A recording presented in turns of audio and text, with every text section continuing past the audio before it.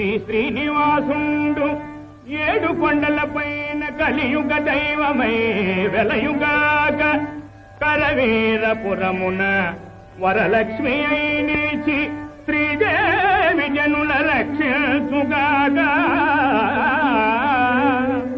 మంగాపురంబున మంగళ ప్రదయముతు పద్మావతీ దేవి వరలుగాక పుణ్యమూర్తి వకుల పూల దండక మారి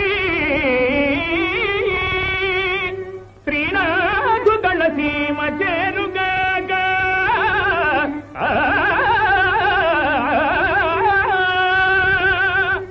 పరమ పావన తీర్థ ప్రభావములను సకల కలుషాపహారి శాంతి కూర్చు తిరుపతి క్షేత్రమీ దేవదేవు మహిమలందు కలియు